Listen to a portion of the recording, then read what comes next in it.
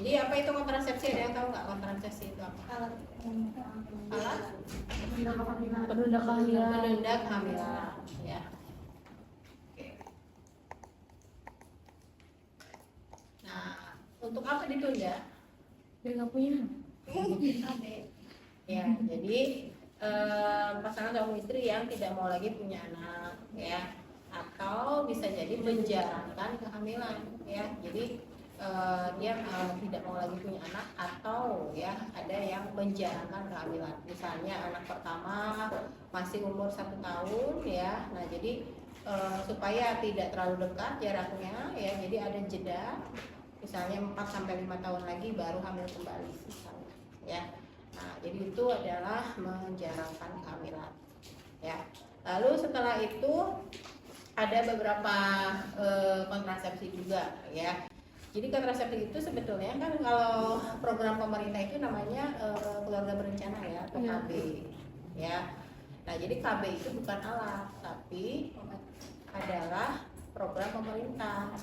Alatnya sendiri adalah kontrasepsi, gitu ya. Nah, ada KB itu yang tidak menggunakan alat, ya, dan yang menggunakan alat, gitu ya. Nah, yang menggunakan alat itu kan banyak, ya, yang kalian tahu, ya, ini, ya, seperti alat-alat yang di depan, ya. Jadi yang kontrasepsi ada yang hormonal dan non hormonal, ya. Nah, jadi ibu bahas dulu yang tanpa alat dulu deh, ya, yang tanpa alat, KB yang tanpa alat. Nah, KB yang tanpa alat itu ada sistem kalender. Kalian pernah dengar nggak sistem kalender? Jadi diatur, ya, pada saat masa subur itu tidak melakukan hubungan seksual, ya, supaya tidak terjadi kehamilan, ya. Nah, itu adalah sistem kalender. Tapi ini harus yang siklusnya teratur, ya. Siklus teratur itu kapan? Yaitu 28 sampai 35 hari, ya. Jika wanita yang tidak teratur, ya, yang antara 25 sampai 35 hari itu tidak, ya, tidak teratur itu tidak boleh menggunakan KB ini. Bukan KB, ya. Pokoknya tidak menggunakan sistemnya untuk tidak mau punya anak, gitu ya. Nah, jangan pakai yang sistem kalender ini, gitu ya. Karena apa? Karena kalau siklusnya nggak teratur, apalagi misalnya 2 bulan baru men, 3 bulan baru men, itu acak-acakan, sehingga kita nggak tahu masa subur kita kapan, ya. Nah, makanya tidak dianjurkan untuk yang siklusnya itu tidak teratur, ya. Nah, lalu ada juga yang tidak pakai alat juga, yaitu pada pria, ya, pada si prianya. Contohnya apa? Ada yang tahu? Pada pria tidak menggunakan alat?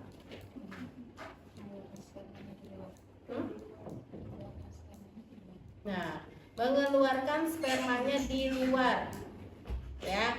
Nah, jadi namanya apa secara medisnya? Namanya coitus interruptus, ya. Jadi pada saat si penis sudah masuk, ya, dan spermanya mau keluar jadi sudah inilah, ya, sudah pada saat senggama, ya, atau pada saat berhubungan seksual.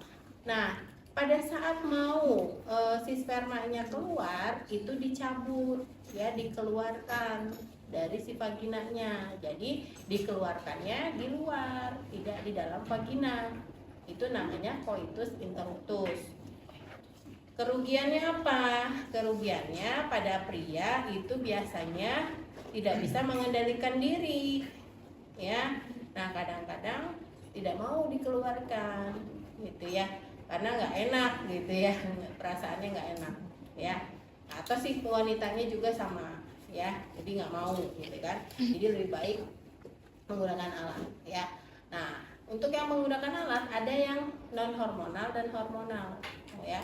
Yang non hormonal dulu apa, ya? Yang non hormonal ada misalnya kondom pada pria, ya, baik pria maupun wanita juga ada, ya, kondom, ya. Jadi seperti ini, ya. Jadi kalau ini cuma bungkusnya aja, ya. Kalau sebetulnya untuk untuk yang kondom pria sendiri ya, itu kan seperti balon ya, yang nantinya dibuka ya, bukan balonnya bukan yang udah dikembangin, bukan ya, balon yang masih belum ditiup ya, balon yang belum ditiup tapi masih berupa kecil gitu kan. Nah nanti pada saat si penisnya sudah menegang ya, udah berdiri, baru dimasukkan ya, dipergunakan. Jangan pada saat lembek ya, penisnya lembek baru dimasukkan, jangan ya. Nah karena pada saat lembek itu susah nanti dimasukinnya ya, jadi harus mengeras dulu ya, harus berdiri baru bisa dimasukkan kalau kondomnya. Nah jadi pada saat sudah berdiri ya, itu bisa dipergunakan ya. Nah ya, lalu kita lihat juga apakah ada yang robek enggak ya pada saat penggunaannya. Jangan sampai robek ya. Nah percuma kalau misalnya robek ya, pastinya cerceceran ya, pastinya terjadi kehamilan lagi ya. Nah makanya harus yang ini ya, yang bagus ya, yang tidak bocor gitu ya. Nah lalu ini juga bisa menimbulkan kebocoran juga sebetulnya efeknya ya, kalau memang misalnya yang terlalu ekstrim ya. Nah jadi itu juga harus komitmen ya antara suami dan istri mau pakai yang mana ya. Lalu ada juga yang kondom wanita ya. Nah kondom wanita itu bagaimana caranya ya. Nah jadi si kondomnya itu jadi sama bentuknya, hanya saja lebih pendek ya. Jadi bulat pendek, itu dimasukkan ke dalam vagina memakai tangan ya. Jadi masukin, baru setelah itu nanti setelah mau berhubungan seksual itu sudah dimasukkan. Setelah itu nanti si penisnya sudah dimasukkan ya, nanti itu untuk untuk menyangga atau supaya tertahan tidak masuk ke ke mulut rahim ya. Jadi hanya sampai batas ujung mulut rahim ya, itu si kondomnya itu sebagai penyangga aja. Baru setelah itu si penisnya masuk. Nah si spermanya itu tertahan di sana ya, tertahan di kondom wanita. Kalau sudah ya sudah selesai ya, nah itu dikeluarkan memakai tangan lagi ya. Jadi itu sudah menggelembung ya. Kalau berarti kalau sudah ada spermanya itu sudah menggelembung begini ya, itu tinggal ditarik aja nantinya, tinggal ditarik keluar ya, dibuang gitu ya. Nah jadi sebetulnya ada pria dan wanita, tapi kebanyakan yang kita kenal itu pada pria saja kondom itu ya. Pada wanita itu karena jarang dan juga tidak dijual bebas, hanya terbatas saja di apotek, jadinya banyak yang tidak tahu juga ya. Dan juga dalam penggunaannya kadang-kadang pada wanita karena sensitivitasnya lebih tinggi, misalnya pada vagina menyebabkan alergi, ataukah misalnya kurang praktis dalam penggunaannya. Nah itu kadang-kadang tidak dianjurkan untuk wanita gitu ya. Nah jadi itu. Lalu ada juga berupa aerosol. Aerosol itu seperti spray yang disemprotkan di vagina ya. Jadi misalnya kayak parfum tuh ya, semprot ya, serot gitu ya. Kalau ini dimasukin di vagina ya, dimasukin. Jadi pada saat mau berhubungan seksual bisa berupa semprotan aerosol, bisa berbentuk busa ya. Jadi seperti busa dimasukkan ke dalam vagina. Nah nanti pada saat hubungan seksual, nah itu cara kerjanya supaya si spermanya itu langsung mati ya. Nah sehingga enggak langsung, jadi lemah ya, si spermanya sudah lemah, mati langsung di tempat, jadinya enggak bertemu dengan sel telur gitu ya. Nah jadi itu juga ada yang berbentuk tadi ya, busa atau aerosol tadi. Nah cuma kendalanya tadi ya, karena yang pada wanita itu takutnya terjadi alergi, apalagi masuk ke dalam bagian vagina ya. Nah, sehingga jarang juga dipergunakan ya, dan tidak nyaman dan juga tidak ekonomis ya. Kan itu kan sering beli gitu ya. Kalau misalnya berbentuk itu ya, kan itu cepat habis. Terus juga ini ya, harus beli lumayan lebih mahal daripada kondom. Kondom lebih murah. Kalau berbentuk busa gitu ya biasanya mahal ya, apalagi spray ya mahal. Lalu juga ada yang hormonal. Nah, hormonal banyak sekali ya, berbagai macam. Jadi seperti ini ya. Jadi di sini ada KB pil ya, pil KB ya, ini ya pil KB. Nah, jadi ada dua macam. Ya, bedanya apa? Ini ada yang kombinasi, ada yang untuk laktasi. Ya, untuk laktasi itu mengandung progestin namanya. Progestin itu aman untuk ibu menyusui. Jadi misalnya ibunya sedang menyusui anaknya, tapi dia itu takutnya kebobolan lagi, ya, takutnya punya anak lagi. Nah, jadinya bisa pakai pil yang ini, ya, pil yang mengandung progestin atau yang aman untuk laktasi, ya. Nah, tapi kalau yang ini yang tidak menyusui ya. Nah, jadi jangan coba-coba kalau yang menyusui yang ini, takutnya nanti produksi ASINya berkurang gitu ya.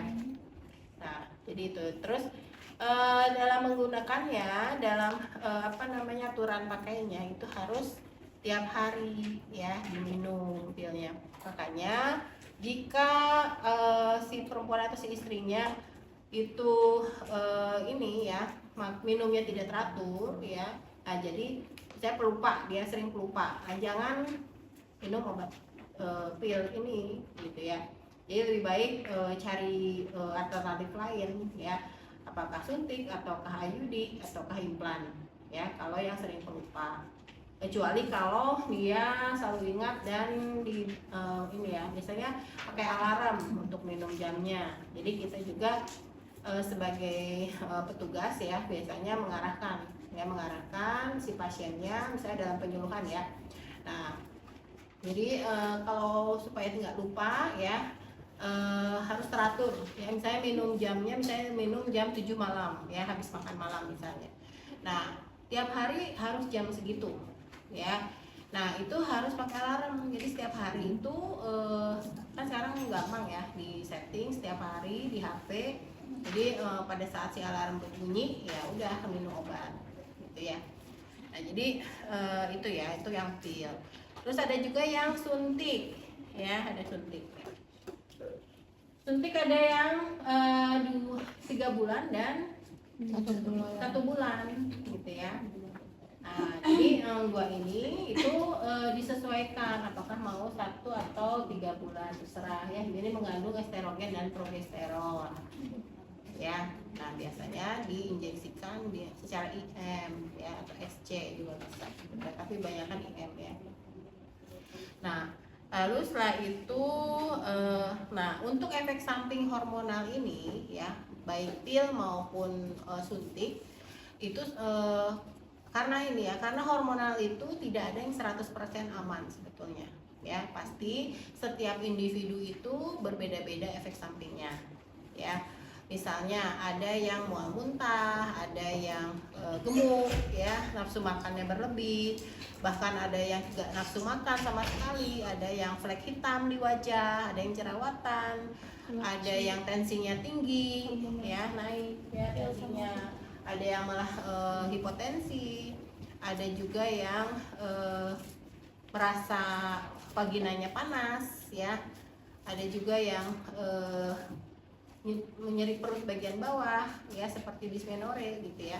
Nah, jadi ada bermacam-macam ya, sehingga kita memberikan pengarahan kepada klien itu atau misalnya pasien itu, kita beritahukan keseluruhan, jangan hanya salah satu alat kontrasepsi gitu ya. Jadi terserah si pasiennya mau memilih yang mana, karena setiap individu pasti berbeda efeknya gitu ya. Lalu setelah itu ya, di sini ada implan. Ya, implan itu apa? Nah, jadi seperti ini ya, implan. Jadi berbentuk korek api ya, seperti korek api tapi warna putih. Nanti dimasukkan ya. Ada proses penyayatan di situ atau insisi yang dimasukkan di bicep ya, di lengan bagian atas, di bicep ya, di sini. Di sini ya. Nah, sehingga nanti cara kerjanya itu melepaskan hormon dari sana dan dialirkan melalui peredaran darah. Ya, kenapa di tangan nggak di kaki, nggak di muka, nggak di punggung misalnya ya? Nah, karena yang namanya kalau di kaki ya itu kan aktivitasnya terlalu tinggi ya, dia jalan, dia berlari, dia melompat itu di kaki, itu jadi nggak cocok ya. Nah, atau di bagian lain juga kalau di wajah juga nggak mungkin gitu ya.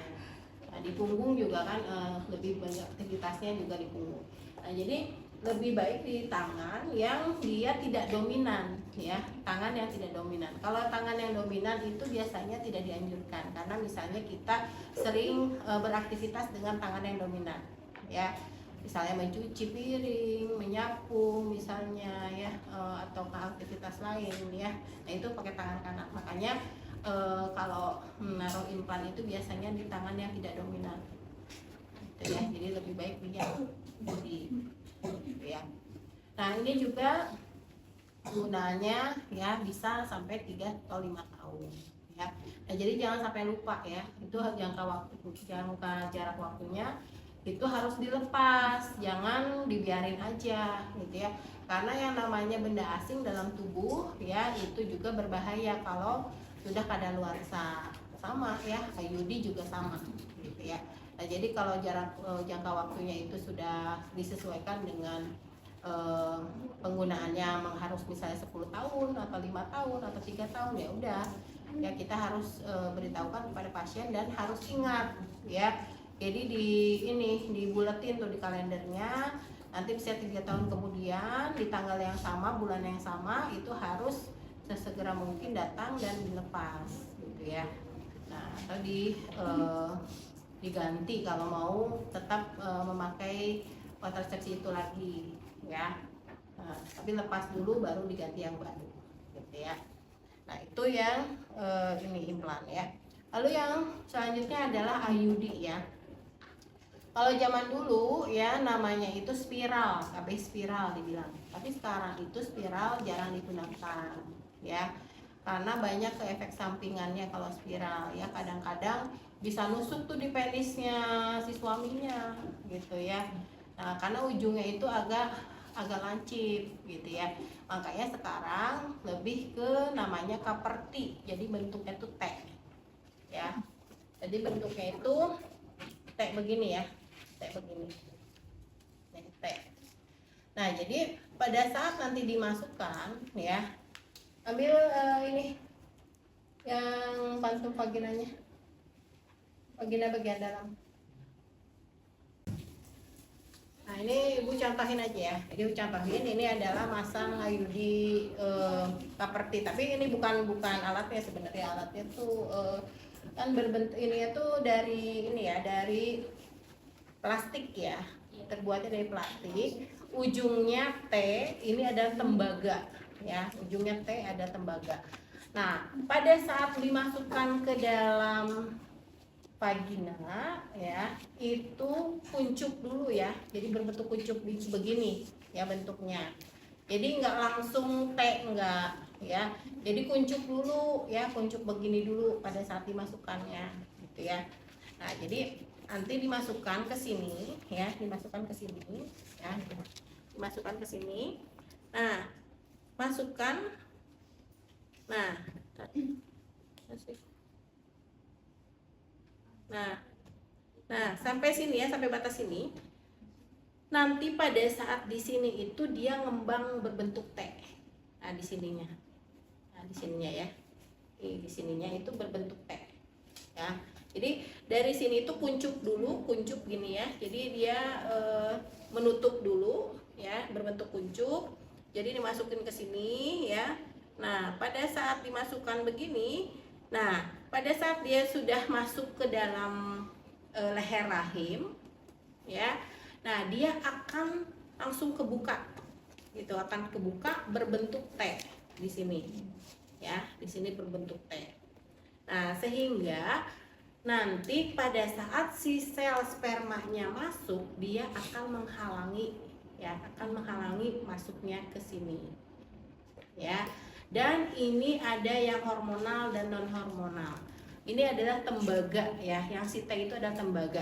Jadi bisa melepaskan ya si sel hormon-hormon ke area reproduksinya si wanita. Sehingga itu bisa jadi si lendir vaginanya itu akan lebih mengental dibandingkan biasanya ya. Nah, sehingga si sel sperma itu sulit masuk untuk bertemu dengan sel telur gitu ya. Nah, jadi itu yang untuk IUD itu penggunaannya bisa 5 tahun atau 10 tahun. Jadi jangka waktunya lebih lama dibandingkan yang lainnya ya. Misalnya si istrinya sudah 40 tahun. Nah, tapi si istrinya itu nggak mau disteril ya. Steril itu kalau kata orang awam steril ya. Nah, kalau steril itu ada metodenya lain ya, namanya tubektomi ya. Itu kalau tubektomi itu diikat ya, saluran ininya diikat ya. Nah, jadi ada saluran ininya tuh diikat ya. Nah, saluran ini diikat atau dipotong ya. Nah, saluran ini dipotong. Jadi oosit ya, oosit atau sel telur yang keluar dari sini, yang dari tuba ya, itu kan keluar nih ke sini, akan bertemu dengan sel sperma ya. Kalau yang tidak tidak ditutup gitu ya. Nah, tapi kalau ini ditutup salurannya ya, itu dipotong atau bisa diikat. Nah, itu nggak ketemu lagi dengan si sel spermanya ya, jadi udah putus ya, ini putus ya, atau diikat jadi mampet gitu ya, nggak keluar lagi gitu ya. Nah, makanya kita harus tanya ya, komitmen antara pasangan ya, mau yang mana. Ada juga yang vasektomi. Vasektomi mah pada pria ya. Kalau pada pria sama ya, itu pengikatan atau pemotongan di sel pengeluarannya sperma gitu. Jadi si spermanya ya tidak keluar gitu ya, tidak bertemu dengan sel telur gitu ya. Nah, tapi jarang sekali pada pria yang mau ya untuk vasektomi, karena kendalanya misalnya efeknya ya banyak ya, misalnya jadi ejakulasi dini, bisa impoten, bisa disfungsi seksual, misalnya nggak berdiri lagi gitu ya si penisnya, itu bisa jadi. Ataukah misalnya jadi ini ya, tumor skrotum ya, karena kan si sel spermanya itu masih ada di pabrik yang nggak dikeluarin ya. Nah, jadinya dia itu bisa jadi penyakit gitu ya. Nah, makanya jarang laki-laki yang mau untuk vasektomi gitu ya. Jadi pada wanita aja kebanyakan. Nah, jadi itu ya. Terus juga apalagi? Udah sih itu ya. Ada yang ditanyakan sampai di sini untuk kontrasepsi? Kan saya punya kayak bertahun-tahun dia tuh pakai PIL-KB kayak bang gitu. PIL-KB terus. Oke. Bertahun-tahun. Ya. Oke. Tapi ini ya, walaupun pakai PIL-KB cocok terus. Iya, tapi ada dampaknya nggak? Nah, kalau terus-terusan ya. Baik ya. Sebetulnya penggunaan hormonal ya nggak ada yang 100% aman ya. Nah, pasti ada berefek ya. Nah, tapi memang sih tiap individu berbeda. Nah, tapi kalau misalnya pada wanita itu cocoknya pil ya. Nah, sudah misalnya lebih dari 3 tahun ya, biasanya itu harus ditanyakan lagi ke dokter gitu ya. Nah, siapa tahu ada pengaruh di reproduksinya ya. Nah, kita juga nggak tahu ya apakah misalnya dia tidak berefek dalam misalnya yang lain-lain nggak berefek ya, tapi misalnya di organ reproduksinya yang berefek gitu ya. Nah, biasanya takutnya gitu ya ada tumbuh sel kista ya atau miom di sana ya. Nah, ataukah misalnya si lendirnya akan berkurang ya. Nah, sehingga malah berhubungan seksualnya ya tidak nyaman karena yang namanya hubungan seksual kan memang harus ada lendir ya. Ini kan tidak ada sama sekali misalnya karena pengaruh hormon. Nah, itu hormonnya adalah estrogen dan progesteron. Jadi bisa jadi pengaruh hormon yang terlalu lama juga ya dikonsumsi itu bisa jadi berpengaruh terhadap organnya. Ada lagi?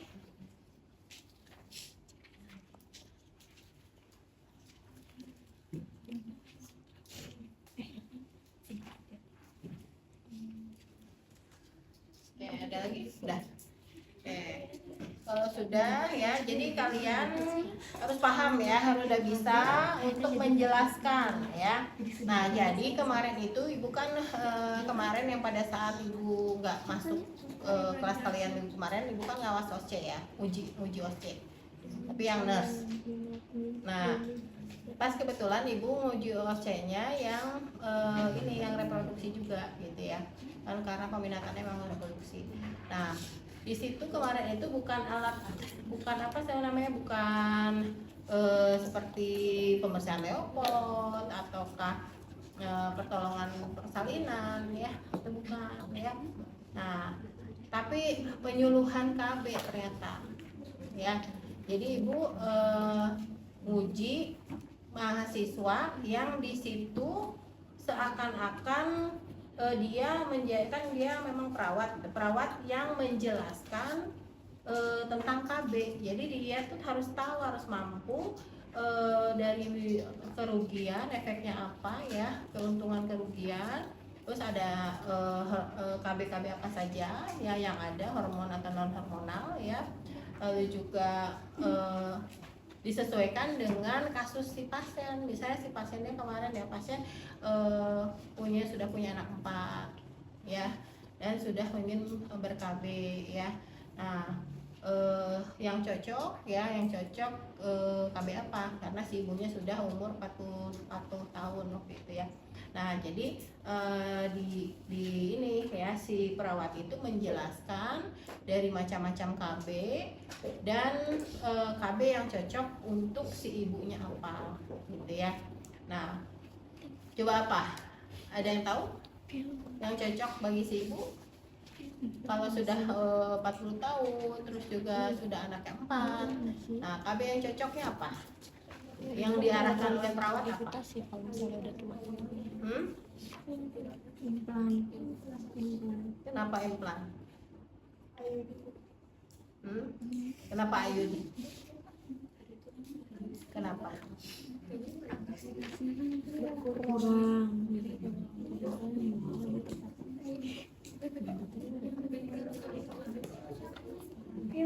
Apa?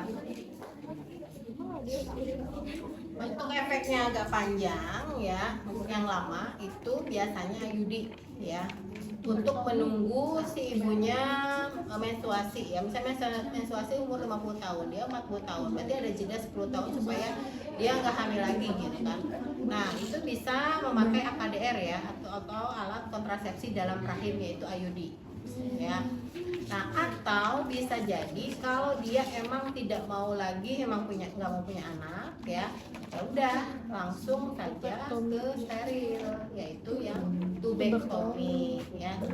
Jadi tubektomi itu dia bisa sebagai pilihan ya. Tapi kalau misalnya ibunya, saya takut, boleh nggak saya pakai pil ataukah pakai suntik, ya terserah ibu aja ya. Maksudnya nggak ada pelarangan ya.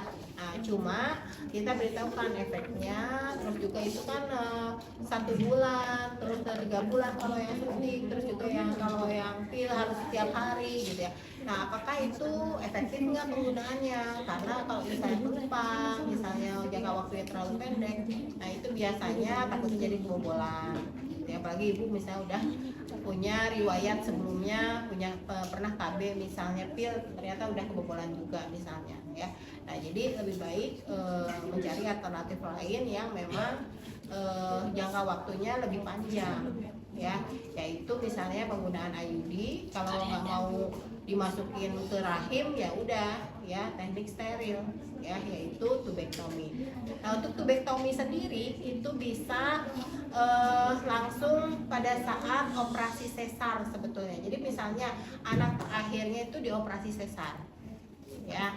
Nah daripada nanti bolak-balik dia datang lagi untuk steril, untuk tubektomi, jadi sekalian biasanya. Jadi si anaknya, si bayinya, janinnya udah dikeluarin, nah langsung di tubektomi di situ. Jadi langsung diikat atau dipotong, jadi langsung steril.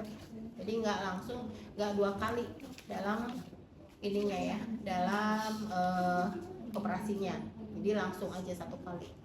Kalau yang memang dia sesar. Tapi kalau misalnya lahiran normal tetap aja ya harus harus operasi. Ibu, kalau misalnya yang paling aman terus apa minim efek apa Bu? Alat kontrasepsi apa yang paling aman terus efeknya juga sedikit? Yang lebih minim ya efeknya ya. Sebetulnya ada yang lebih mahal ya. Jadi pil itu ada 2 macam ya. Pil yang standar ya, sama suntik juga sama ya. Ada yang standar ya. Ada yang ada yang lebih mahal ya. Nah, yang lebih mahal itu biasanya itu mengandung Fit E ya, dan juga mengandung kolagen ya. Nah, sehingga biasanya justru itu bagus ya untuk kulit ya. Jadi efeknya itu kan biasanya kalau efek penggunaan hormonal biasanya efeknya tuh ya jerawatan, flek hitam dan lain sebagainya. Nah, karena ini mengandungnya ada kolagen dan Fit C ya, jadinya itu bagus atau aman untuk untuk kulit ya. Tapi memang ya harganya lumayan mahal ya. Jadi ada harga, ada kualitas ya. Nah, jadi biasanya dipakai artis-artis gitu ya, lumayan agak mahal ya, di atas jutaan lah gitu ya. Nah, sehingga ini ya, kalau yang punya BPJS ya nggak bisa gitu ya. Kalau penggunanya pakai BPJS ya. Nah, jadi ya itu ada juga sih ya yang seperti itu ya. Berarti pil ya Bu? Tergantung pilihan kita mau yang mana. Ibu, Betul. Jadi efeknya itu lebih rendah. mau nanya kalau makan pil KB itu emang bisa bikin haidnya nggak teratur? Ya bisa ya, makanya tadi tergantung individunya. Ada juga yang haidnya ya yang tidak teratur, bahkan dia sangat sedikit menstruasinya, atau ada yang polimenor ya, dia terlalu banyak malah terlalu perdarahan misalnya ya, ada juga yang begitu. Jadi tergantung dari individunya ya. Jadi itu bisa juga nggak teratur juga bisa, karena yang namanya pengaruh hormon itu ya berbeda-beda.